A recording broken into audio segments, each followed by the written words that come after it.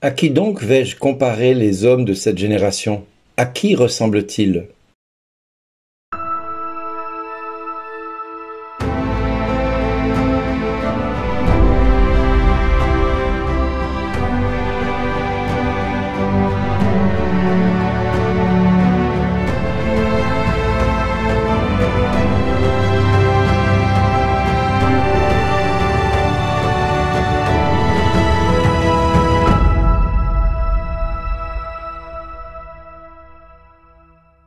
Aujourd'hui, le message vous est adressé par Bernard Dille. Bonjour les amis, quel beau texte de Paul aux Corinthiens, quand il dit « J'aurais beau parler toutes les langues des hommes et des anges, si je n'ai pas la charité, s'il me manque l'amour, je ne suis rien, je ne suis qu'un cuivre qui résonne, une cymbale retentissante. J'aurais beau être prophète avec toute la science des mystères et toute la connaissance de Dieu, j'aurais beau avoir toute la foi jusqu'à transporter les montagnes, s'il me manque l'amour, je ne suis rien.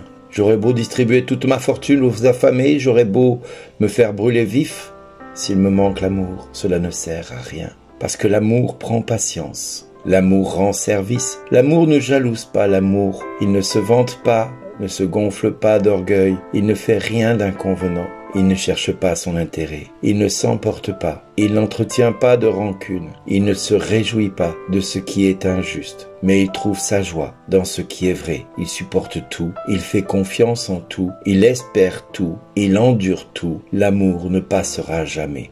Oh, les prophéties seront dépassées, le don des langues cessera, la connaissance actuelle sera dépassée. En effet, notre connaissance est partielle, nos prophéties sont partielles. Quand viendra l'achèvement, ce qui est partiel sera dépassé. Quand j'étais petit enfant, je parlais comme un enfant, je pensais comme un enfant, je raisonnais comme un enfant. Maintenant que je suis un homme, j'ai dépassé ce qui était propre à l'enfant. Nous voyons actuellement de manière confuse, comme dans un miroir. Ce jour-là, nous verrons face à face. Actuellement, ma connaissance est partielle, mais ce jour-là, je connaîtrai parfaitement comme j'ai été connu. Ce qui demeure aujourd'hui, c'est la foi, l'espérance, la charité. Mais la plus grande des trois, c'est la charité.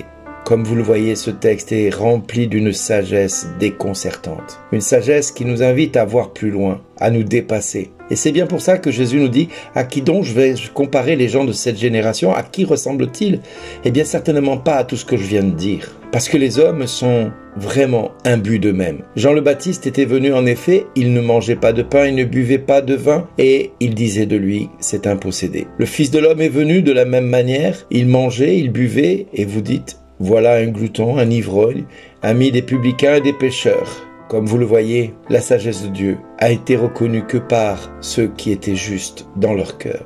La sagesse de Dieu veut que nous soyons vraiment tournés vers Dieu. Et Jésus constate la dureté du cœur des gens de son temps, au moins celle des pharisiens, 6 sur 2, que nul ne peut les convertir, ils ne bronchent pas, ils sont d'une arrogance déconcertante. Ni devant Jean le Baptiste, qui ne mange pas, ne boit pas de vin, il l'accuse d'être possédé.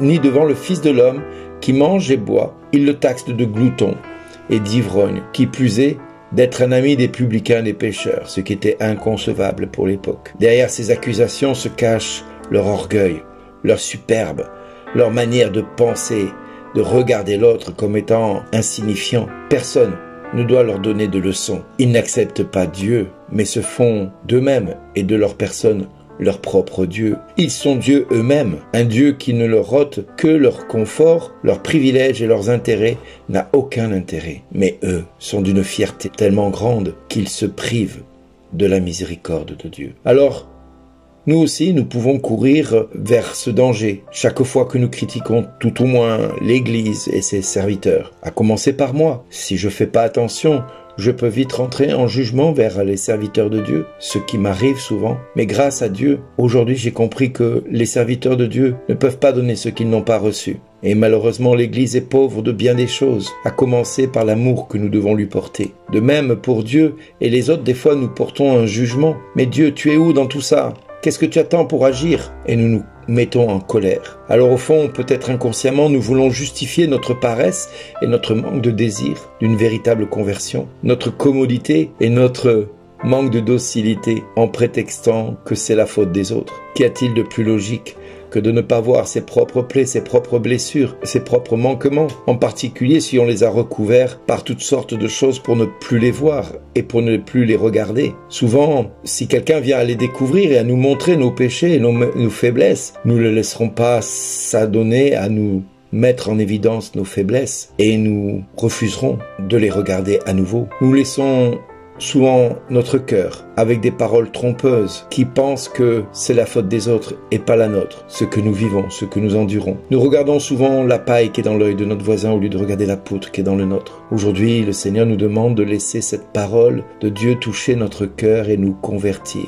de laisser sa force, sa miséricorde, sa tendresse et son amour nous changer, nous transformer. Mais pour cela, nous devons faire preuve d'humilité. Alors demandons à Dieu l'humilité. Le don de l'humilité, c'est ce qui va nous permettre d'accéder et d'accepter Dieu comme seul juge de nos vies. Un juge qui a un jugement, mais son jugement est miséricorde. Les humbles peuvent accepter Dieu et par conséquent le laisser s'approcher d'eux qui, comme publicains et pécheurs, ont besoin de guérison. Malheur à celui qui croit qu'il n'a pas besoin de guérison ou de médecin. Le pire pour un malade, c'est de refuser de croire qu'il est malade et de se croire en bonne santé. Alors le mal va continuer à le ronger intérieurement, dévastant tout sur son passage, jusqu'à sa propre vie. Jamais il ne pourra également accueillir un remède, même si ce remède, c'est la conversion et la repentance. À nous, notre tour maintenant, de regarder notre vie et de supplier le Christ de venir nous guérir de toutes nos maladies. Lui qui guérissait toute maladie, tous nous sommes malades.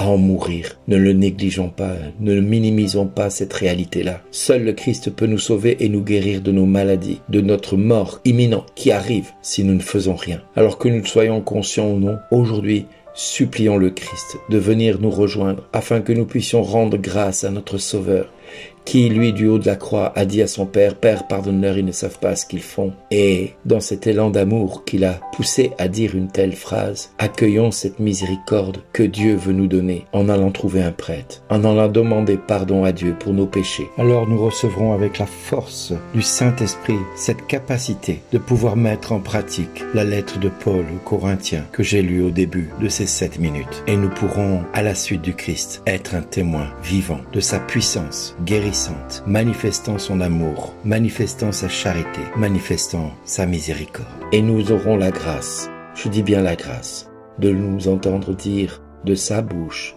merci d'exister.